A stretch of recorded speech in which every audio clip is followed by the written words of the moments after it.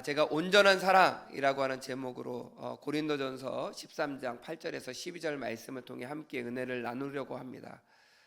우리가 온전한 사랑을 하기 위해서 제가 세 가지 말씀, 오늘 본문 말씀에서 주시는 세 가지 말씀을 드리려고 하는데, 그 첫 번째는 뭐냐면 끝까지 사랑하라는 거예요. 끝까지. 우리가 시작은 반이다 그러죠. 그럼 반만 하고 끝낼 것은 아니잖아요.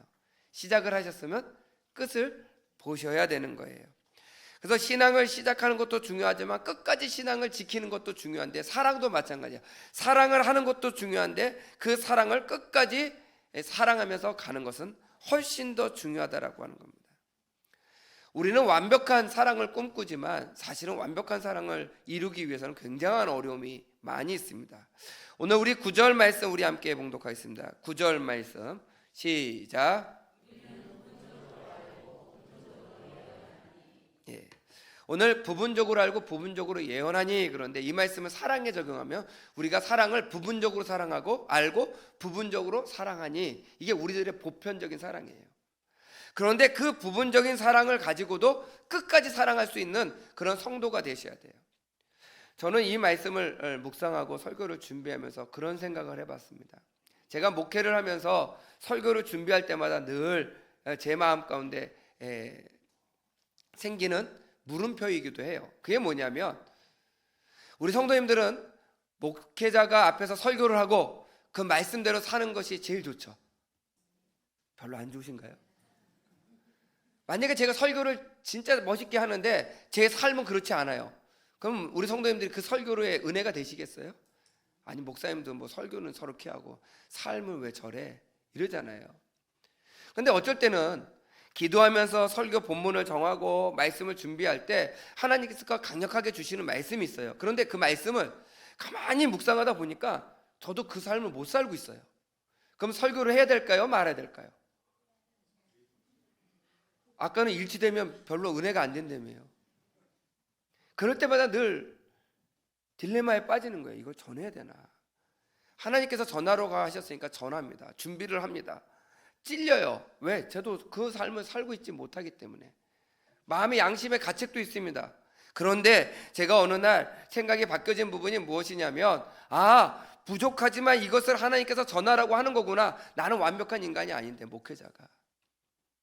그래서 설교를 준비하면서 깨닫습니다. 내가 이런 삶을 못 살았구나. 주님, 제가 이런 삶을 살 수 있도록 도와주세요.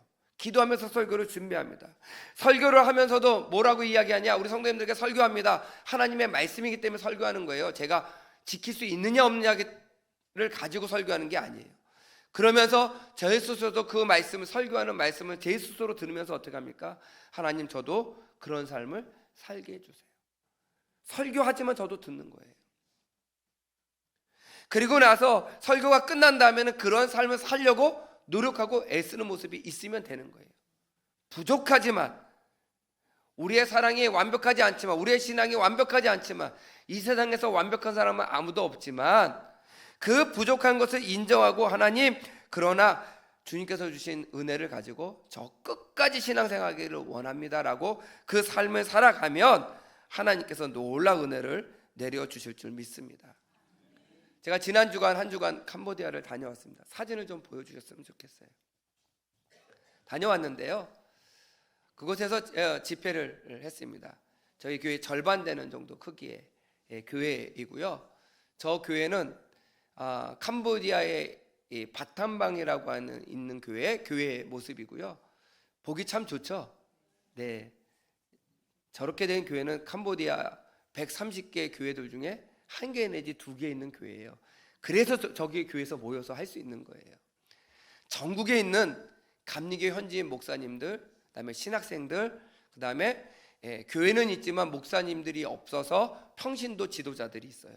그 지도자들이 모여서 함께 1년에 한 번 일주일, 이제 화요일부터 시작해서 토요일까지 집회를 해요. 그리고 그 설교는 다 한국에서 가신 목사님들이 합니다. 그래서 하루를 목사님들이 맡으셔서, 제가 이제 첫날을 맡아서 첫날 저녁, 아침, 그다음에 강의를 했는데 저 모임이 20년이 넘었대요. 근데 저 모임을 하면 캄보디아에 계신 분들이 저 바탐방이라고 하는 교회가 프놈펜에서 5시간, 차로 5시간 되는 거리를 와야 되는 곳이에요. 근데 저곳에 오려면 차를 타고 와야 되잖아요. 근데 집회가 있습니다, 오세요 그러면 차비가 없어서 못 오는 목회자들이 90%예요. 그래서 차비를 줄 테니까 오세요. 그래서 차비를 드려요. 그리고 오셔서 그러면 식사를 해야 되잖아요. 그 식사비를 다 그러니까 함께 공동 식사를 해요. 그럼 잠을 어디서 자냐?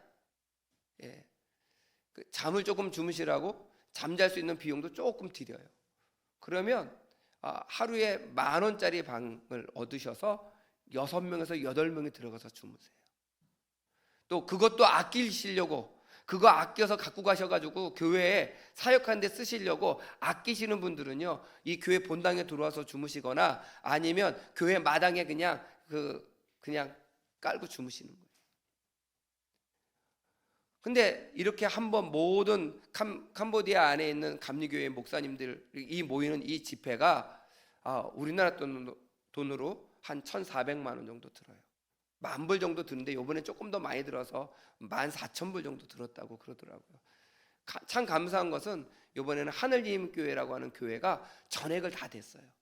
그리고 이제 개인적으로 저같이 가서 선교를 담당하시고 설교하시는 목사님들은 제 각자 개인적인 비용, 가서 저희들은 공동 식사하지만 공동 식사하는 대신 공동 비용을 다 냈어요. 그러니까 저희들 먹는 몫은 돈을 내고 먹어라 그래가지고 돈을 다 내고 먹고요. 그리고 점심은 목사님들이 가신 선교사님들을, 또 한국 선교사님들이 다 모이셨거든요. 그래서 한국 선교사님들을 돌아가면서 섬겼습니다. 그래서 우리 새샘교회 성도님들이 제가 캄보디아 간다고 선교비를 주신 분들이 계신데 그 선교비를 가지고 선교사님들을 정말 잘 대접했어요. 왜냐하면 가신 선교사님들도요, 한식을 먹고 싶어도 한식을 못 드시는 분이 참 많더라고요.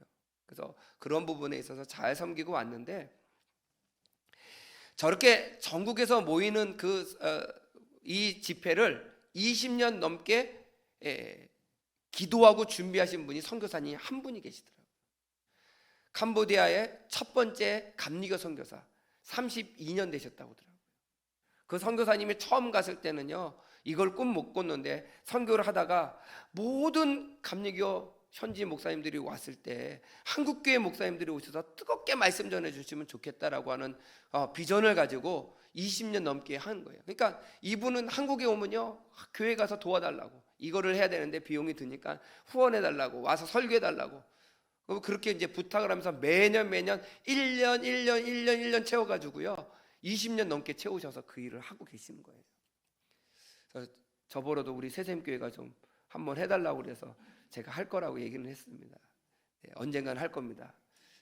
그때 우리 성도님들, 저는 충분히 감당할 수 있을 거라고 생각해요. 이번에 하늘님교회에서요, 장로님 2분, 그다음에 여선교회 제일 막내 여선교회 밑에 여선교회 두 여선교회 회장님들이 오셔서 다과도 만들어 주시고 다과 봉투 만들어서 저 현지 목사님들 다 나눠드렸는데 한국 과자를 너무 좋아하시더라고요. 너무 행복해하시고 좋아하시는 그 장면을 보면서 했는데, 제가 드리고 싶은 말씀은 뭐냐면 30년 동안 그곳에서 선교 사역을 하면서 20년 넘게 이 일을 위해서 끊임없이 기도하시고 헌신하시고 정말 지치지 않고 그 일을 하신 선교사님이 계셨기 때문에 그 일을 감당할 수 있었어요. 제가 설교할 때 옆에 쓰셔서 통역을 해주셨던 그 선교사님이 바로 그 일을 감당해 주셨던 선교사님인데요, 제가 너무 존경한다, 정말 대단하신 것 같다, 제가 기도하겠다 말씀을 드렸더니 그렇게 얘기했어요. 목사님, 지금은 많이 좋아졌어요. 뭐가 좋아졌냐고 얘기를 했더니 그러더라고요. 일주일 내내 통역을 혼자 해보세요. 한국 선교사님이 오시긴 몇 분 오셨는데요, 캄보디아 말을 할 수 있는 사람은 자기밖에 없었대요.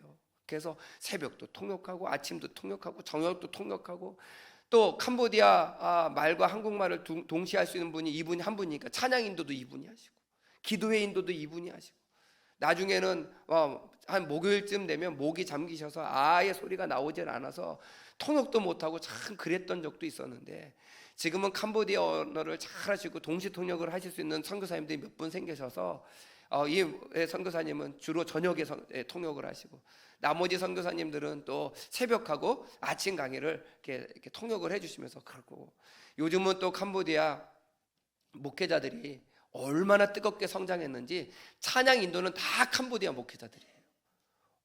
정말 제가 찬양 가운데 은혜를 많이 받아서 제가 동영상을 여러 장 찍었는데요, 나중에 기회가 되면 우리 성도님들께 보여드렸으면 좋겠어요. 너무 뜨겁게 찬양하고 정말 춤추며 찬양하는 모습이. 근데 이렇게 할 수 있었던 이유가 뭐예요? 선교사님 한 분이 비전을 갖고 지치지 않고 20년 넘게 이 일을 했을 때 지금은 캄보디아 감리교회에서 가장 많이 모이는 그런 집회가 되었다라고 합니다. 제가 그런 집회를 보면서 무엇을 할 수 있었느냐, 끝까지 지치지 않고 포기를 했더니 이렇게 풍성한 은혜의 집회를 할 수 있었구나. 사랑도 마찬가지입니다. 우리가 부족한 사랑, 때로는 온전한 사랑을 하지 못할지라도 낙심하지 마세요. 끝까지 사랑하세요. 끝까지 사랑하면 나중에는 그 끝에 아름다운 사랑의 열매가 맺히게 될 줄 믿습니다. 그런 은혜가 있으시기를 주님의 이름으로 간절히 축원드립니다. 두 번째는 성장하는 사랑을 가지셔야 합니다. 제가 부족하지만 끝까지 감당하라고 말씀을 드렸잖아요. 그럼 끝까지 감당하게 되면 어떠한 일이 일어나게 되느냐? 우리의 신앙이 성장하고 우리의 사랑이 성장하게 되는 거예요. 우리 11절 말씀 우리 함께 봉독하겠습니다. 11절 말씀 시작.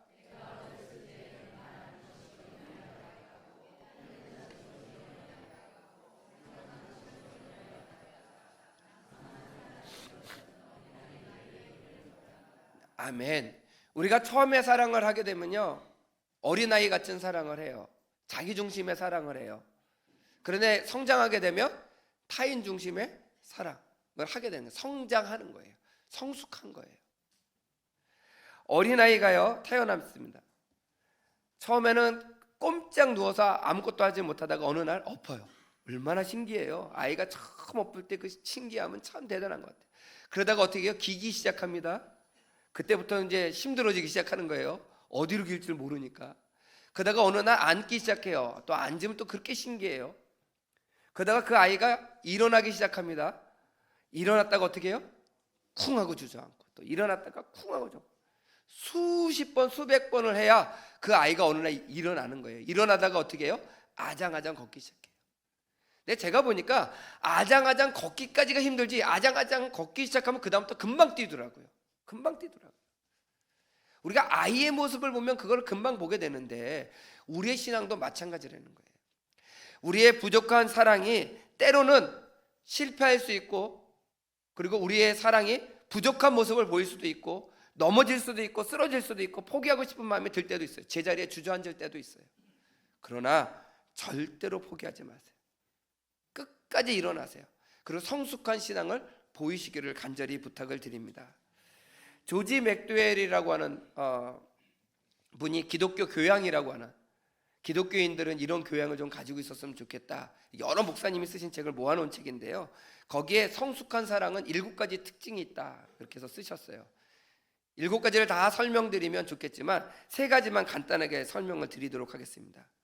성숙한 사랑은 그 사람의 일부분을 사랑하는 것이 아니라 그 사람 자체를 사랑하는 거래요. 이 말씀이 뭔지 잘 이렇게 와닿지 않으신 것 같은데 이겁니다. 남편 얼굴이 잘생겼어요. 그래서 잘생겨서 사랑해요. 그럴 수 있잖아요. 처음에 잘생긴 사람 좋아하시는 분도 있으면 아유 잘생겨서 사랑했어요. 그래서 결혼하고 보니까 나이가 점점 들어서 주름살이 꾸줄꾸줄하게 가기 시작해요. 그래도 계속 사랑하고 있다? 그러면 처음보다 사랑이 성숙한 거예요. 왜? 이제는 얼굴이 잘생기지 않아도 사랑할 수 있는 거예요. 처음에는 조건을 가지고 사랑했지만 나중에는 그 사람 자체를 가지고 사랑할 수 있는 모습이 성숙한 사랑이다 라고 하는 거예요. 그래서 우리의 사랑이 그런 사랑이 되셔야 돼요.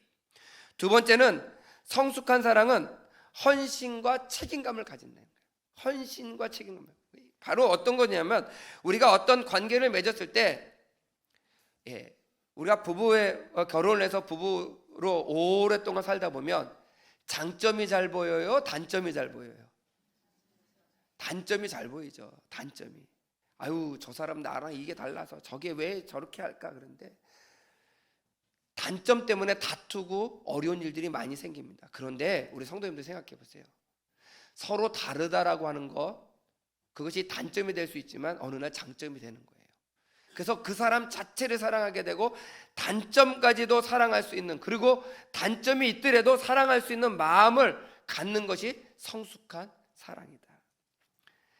그리고 마지막으로 드리고 싶은 말씀은, 저는 이 말씀을 꼭 드리고 싶은데, 세 번째는 뭐라고 하냐면 성숙한 사랑은 역동적인 성장과 창조성을 가진다. 좀 말이 어렵죠? 제가 이렇게 설명을 드릴게요. 우리의 사랑을요 자주 잘 표현하라는 거예요. 자꾸 표현하다 보면 표현하는 방식이 창조적으로 늘어난다는 거예요. 이게 굉장히 중요해요. 우리가 5월 5일은 무슨 날이에요? 그래서 어린이날은 뭐예요? 아이들이 주인공이잖아요.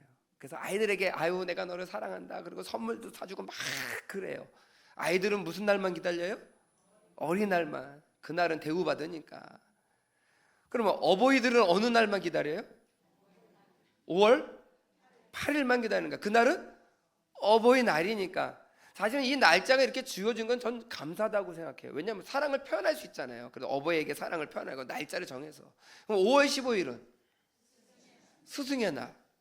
스승의, 선생님 감사합니다. 저는 우리 성도님들이 5월 15일 정도 되시면, 그 주간이 되시면 우리 교회학교 선생님들한테 감사하셨으면 좋겠어요. 말이라도 한마디. 아유 선생님 우리 아이들 잘 돌봐주셔서 감사합니다, 이렇게 해주셨으면 좋겠어요. 그럼 5월 21일은 무슨 날인지 모르시죠? 왜 5월 21일이 부부의 날이냐면요, 5월 달이 가정의 달이고 21일이 둘이 하나가 된 날이다. 그래서 부부의 날이에요. 모르셨죠? 이제 아시니까 부부의 날은 뭐 하시면 돼요? 부부에게 대답이 없으세요. 아니, 어린이날은 어린이에게 잘 섬기고, 어버이날은 어버이에게 잘 섬기고, 스승의 날은 스승에게 잘 섬기고, 부부의 날은 서로 잘하기 좋은 얘기인데 내가 먼저 잘 섬기고 사랑을 표현하는 모습을 보이라는 거예요. 사랑도요, 저도 저희 아버님이 굉장히 엄하셔서 저한테 사랑한다, 너 잘한다라는 얘기를 별로 안 하셨어요.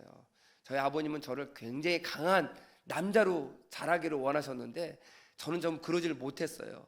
그냥 옛날에 그 엄마 찾아 산말리를 보면 막 울고 그러면 남자가 운다고 야단치시고 그러셨거든요. 그런데 저도 부모님, 저희 아버님이 원체 엄하시고 무뚝뚝하신 분이시니까 옛날 어르신들 다 그러셨잖아요. 근데 저를 정말 사랑하셨다라고 하는 것은 아는데 표현을 한 번도 안 하니까 저도 저희 자녀들에게 사랑한다, 좋아한다, 아유 너 잘한다 이런 얘기를 못 하겠더라고요. 안 들어봤으니까 표현하는 게 어렵더라고요. 저도 언제부터 표현하게 시작했냐면요, 아버지 학교 갔다 와서 하게 됐어요. 아버지 학교는 숙제거든요. 그게 숙제예요. 꼭 하라는 거예요. 하다 보니까 자연스럽게 되더라고요. 제가 좀 창피한 얘기인데요, 저는 저희 아버지 손을 잡고 걸어본 적이 없어요. 저희 어머니 손도 별로 잡고 걸어본 적이 없어요. 옛날 어르신들이 잘 표현을 못 하셨잖아요. 근데 어느 날 저희 딸이 제 손을 이렇게 놀이동산을 갔는데 제 손을 탁 잡는데 순간 당황하게 됐어요. 어색한 거예요. 세상에 그렇게 어색할 수가 없는 거예요. 그래서 제가 손을 슬그머니 놨어요. 그때 또 확 잡더라고요. 제가 그때는 아버지 학교를 안 할 때거든요. 그래서 다시 슬그머니 놨어요. 어색한 거예요. 그 마음은 알고 저도 잡고 싶은 마음이 있는데 표현이 안 되더라고요. 아버지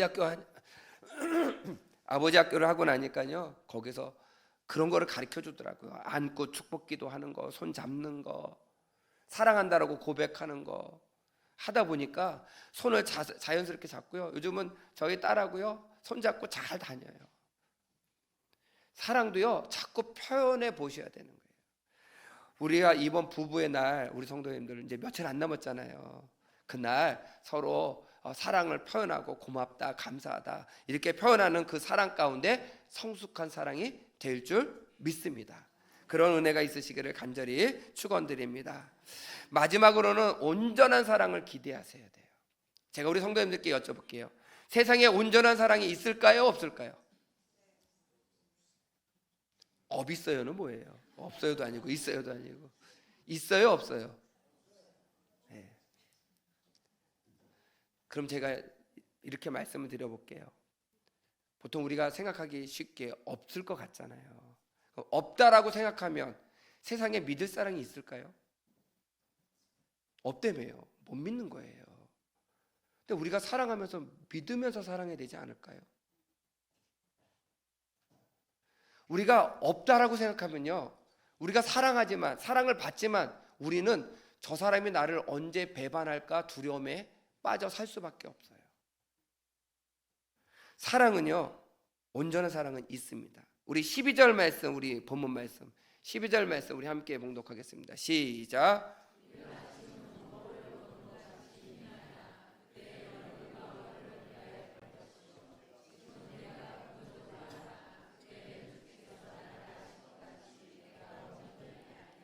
그때가 언젠지 모르지만 그때는 내가 온전한 사랑을 알리라 라고 고백하고 있어요. 온전한 사랑을 알 거다. 이게 여기 고린도전서 13장 12절에만 나오는 말씀이 아니고요, 요한일서 4장 18절 제가 봉독하겠습니다. 사랑 안에는 두려움이 없나니 온전한 사랑이 두려움을 내어 쫓나니 두려움에는 형벌이 있음이라. 두려워하는 자는 사랑 안에서 온전히 이루지 못하였느니라.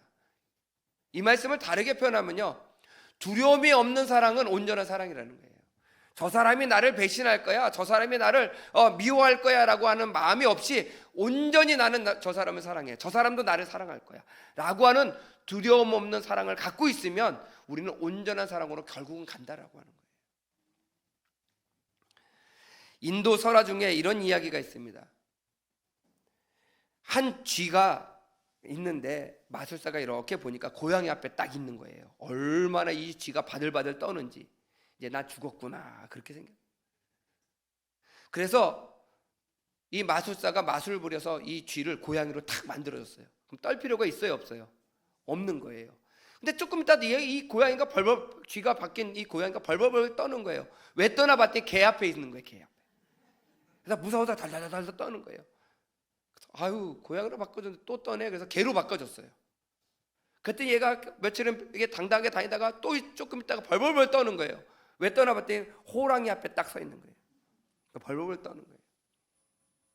그래서 이 마술사, 그러면 호랑이로 바꿔주면 이제 떨 존재가 없겠구나. 그래서 호랑이로 딱 바꿔줬어요. 그때 호랑이가 며칠 가다 또 벌벌벌 떨고 있는 거예요. 왜 떨고 있나 봤더니 사냥꾼 앞에 떨고 있는 거예요.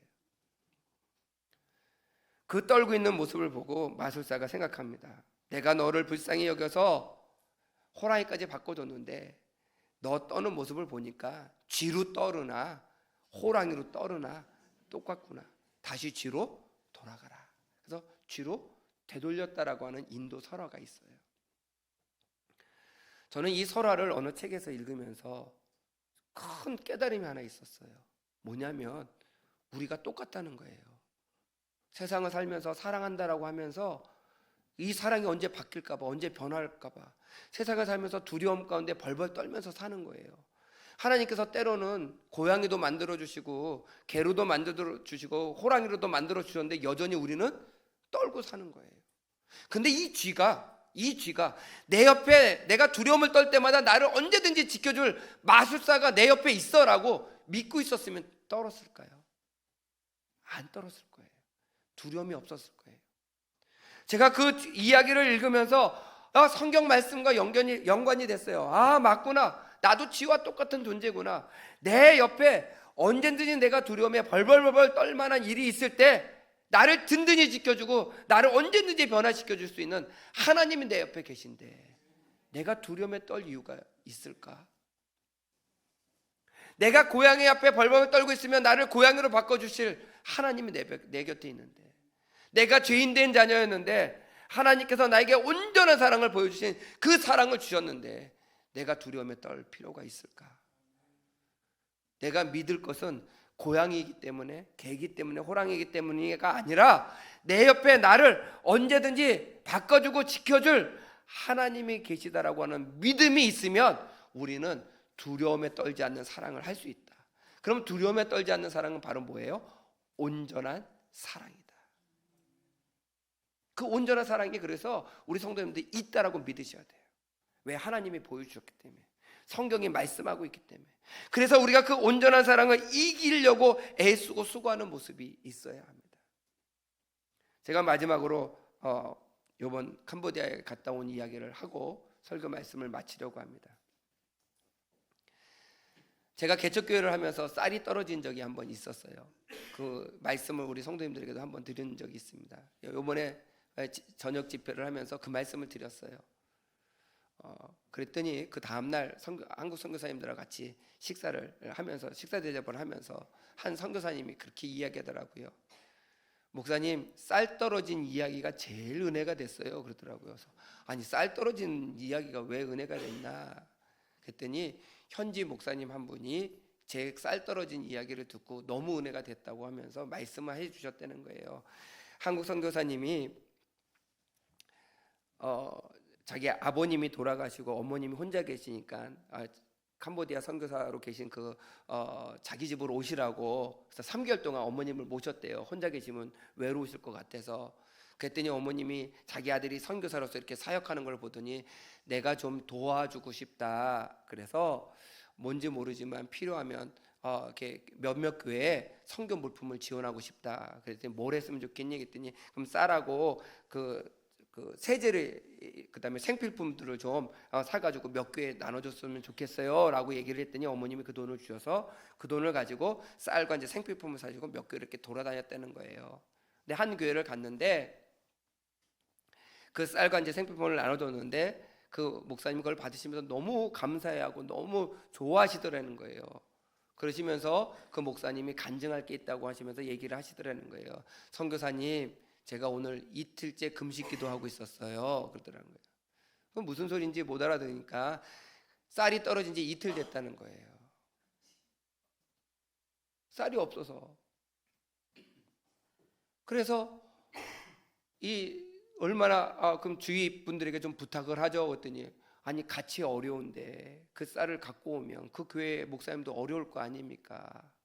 그래서 달라고 소리도 못하고 손도 못 내밀고 도움도 못 청하고 그냥 혼자 기도하면서 계셨다는 거예요.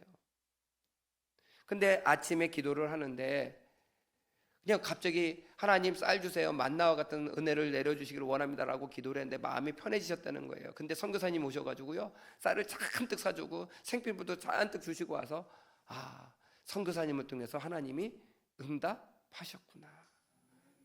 그러면서 제 쌀 떨어진 이야기를 들으시면서 그게 생각이 나서 간증하셨다는 거예요. 그 말씀을 선교사님이 저에게 전해주시더라고요. 너무 은혜가 됐어요. 제가 그 말씀을, 그 간증을 들으면서 무슨 생각을 했냐, 하나님은 부족하지만 사랑을 표현하려고 할 때 그 부족한 사랑을 하나님께서 사용하셔서 완벽한 사랑으로 만들어 주시는 거구나. 그 선교사님은 그 어머니가 그냥 도와주고 싶다라고 하는 그 마음만 가지고 쌀 조금 준비해서 전해준 거지만 그것을 받은 현지인 목사님은 뭐예요? 하나님께서 나에게 기도에 응답해 주셨다. 하나님의 사랑을, 온전한 사랑을 깨닫게 된 거잖아요. 부족한 사랑의 모습이지만 실천되어졌을 때 하나님이 그 사랑 가운데 함께 하시니까 완전한 사랑, 온전한 사랑으로 우리들에게 다시 오더라는 겁니다. 바로 이런 것처럼 우리 새샘의 성도님들이 이런 모습을 가지고 사랑하시기를 부탁을 드립니다. 내가 조금 부족할지라도, 내가 지금 사랑을 표현하는 게 조금 서툴지라도 자꾸 사랑하세요. 표현하세요. 그리고 사랑을 나누시길 바랍니다. 그러면 완벽한 사랑을 가지신, 온전한 사랑을 가지신 하나님께서 우리와 함께 하셔서 하나님의 사랑의 손길을 통해서 우리가 표현하는 사랑을 온전하게 만들어 주실 줄 믿습니다. 그런 은혜를 우리 경험하시고 나누시고 체험하시는 우리 새샘의 성도가 되시기를 간절히 축원드립니다.